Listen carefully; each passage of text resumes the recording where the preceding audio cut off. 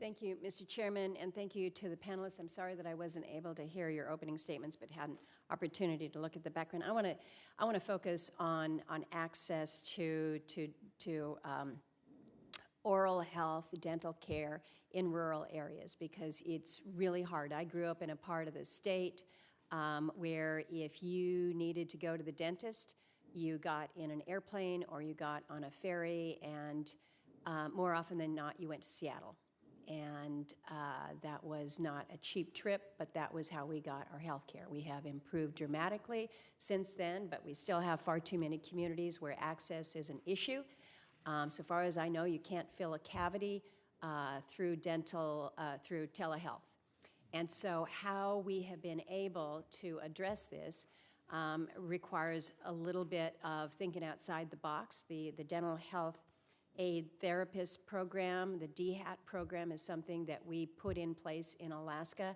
We got a lot of pushback from the American Dental Association, who thought that this was going to be encroaching on their territory, and I said, you send me all the dentists that you want to come out to rural Alaska, and for more than just a couple weeks stint, because these kids don't need dental care just 1 week or 2 weeks out of the year. We need somebody, and so we'll take a mid-level. We'll take somebody who will work with kids to encourage them on simple dental hygienics. And so we have made some good progress, but there is still so much more that we need to do to address access to dental care in our rural communities. I think, Dr. Swan, you may have mentioned the DHAT program, but share with me, if you will, what more we can do, what more we must do in our more rural and remote areas, because we're seeing health outcomes, overall health outcomes, that have been impacted negatively because it began with poor oral health care. Right. I agree with you, and I think that in the state of Alaska, you've been a prime example with a state that large and being able to get a program that is seeing people. And I read just last year, in the 10 or 12 years you've had this program, there hasn't been one malpractice lawsuit. That's right. So it's working, and I think that we have to address that. Rural areas, we need more role models. In the schools of education where we're teaching young people to become doctors, they need to see people who are able to function and work in rural areas. We don't see that necessarily in our faculty.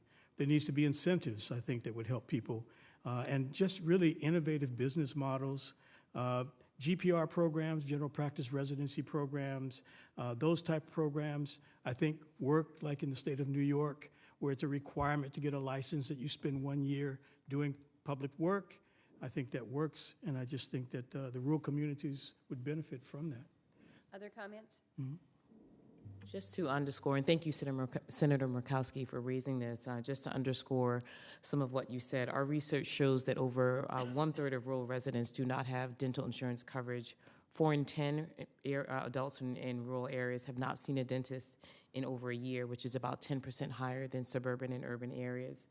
We also know that 67% of rural areas are health professional shortage areas. And so when I think about solutions, it is generally what Dr. Swan has said in terms of incentivizing providers, but also, to your point, creating greater opportunities for ancillary providers to provide services in rural areas and expanding the scope of practice in order to be able to do that.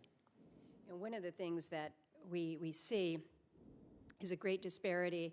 I'm talking about rural, but so many of our rural communities are predominantly Alaska Native, and so our Native population just suffers disproportionately when it comes to negative health outcomes related to dental health. So it's not an issue of insurance. I can tell you, I go around to the small regional or sub-regional clinics, and we will have a dental chair, but it's practically brand spanking new, great equipment, because we can't get the providers that are out there. So everything that we can be doing to focus on training those who will take on it's a challenge. It's a challenge. It's hard. It's not easy when you're moving around, when you really don't have the place to stay in these small communities. But it's an experience that ought to count for some level of support for the training. And I would urge us all to think about how we fully connect all these dots. It's one thing to make it available with the chairs and the equipment. It's another thing to get the providers that are out there, whether they are the dentists or the mid-levels like we have with the DHATs. Thank you, Mr. Chairman. Thank you, Senator. Senator Hassan.